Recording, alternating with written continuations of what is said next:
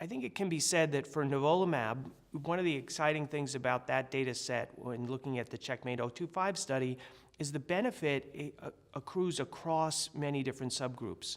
So regardless of patient age, regardless of sites of disease, number of prior therapies, we see benefit. One group that had a very good benefit in the 025 study was the poor risk group, where the hazard ratio I think is less than 0.5 for the benefit of nivolumab compared to everolimus in that group of patients.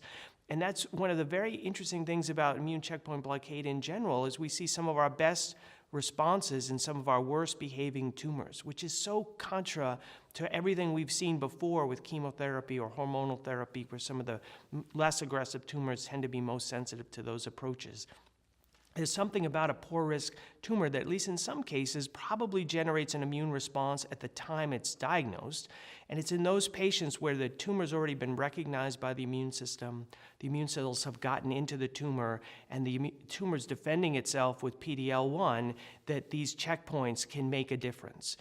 And that's great for patients because in the past, our old therapies like VEGF-TKIs really underperformed in that group of patients, less so with nivolumab. So the Novorin trial was a large French study. They pooled over 700 patients in their experience in France. And what essentially it does is it gives us a real-world sense of what nivolumab would do outside the clinical trial setting. One of the things we get criticized a lot for is, heavily selecting our patients for trials, and the question becomes, in a less selected group, how would the drug perform? Would it be less efficacious, more toxic? Well, in this over 700 patient group, that was not the case. We saw the same list of side effects, the same frequency of severe side effects. It was no more toxic, and they saw a very similar clinical activity as far as anti-tumor activity in that group as well. So it gives us a sense when we're thinking of immune checkpoint blockade in the community, it is pretty applicable in that space.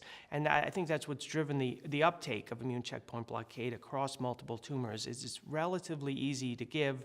Most people feel better on it than our older treatments. And it's not to say it's not tricky at times, because side effects can be a major challenge to manage, but single agent PD-1 goes over well with both patient and clinician. There are different TKIs in kidney cancer, different VEGF TKIs. And I think our use of them probably depends a little more on how they were developed. So I think when they were first developed, we thought they were all the same. That's clearly not the case. There are toxicity differences, and there are efficacy differences as well. So sunitinib and pazopanib were developed as frontline drugs. They tend to be used frontline or not at all. Sunitinib is, I think, a little more toxic, a little tougher to take. The COMPARES trial showed them to be non-inferior, although my bias is still that sunitinib is a little better drug. Pazopanib I tend to use in older, more frail patients. Sunitinib I guess, in the opposite.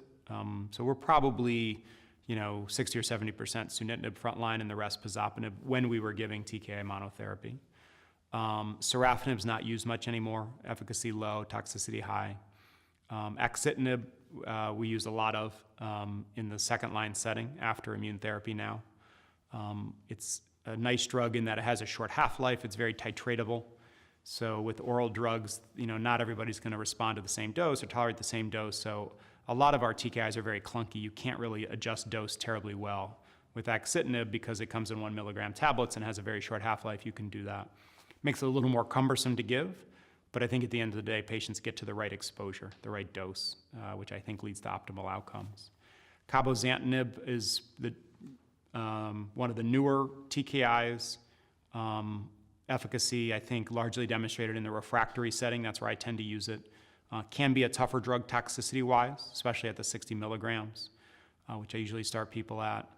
And then lenvatinib, sort of the latest comer, although it's approved in combination with everolimus. I think it's a clearly active TKI. So they've all sort of taken this unique and totally different development path, which had a lot to do with who owned the drug and what setting was, et cetera, et cetera. So there are differences. I think moving into the immunotherapy era, what's different is that they're not all combinable with immune therapy. So sunitinib and pazopanib have really not been combinable for various reasons. So they won't be part of combination regimens, whereas axitinib is very combinable and has been primarily the combination partner. So the way we look at them has shifted now that they're combination partners and not standalone.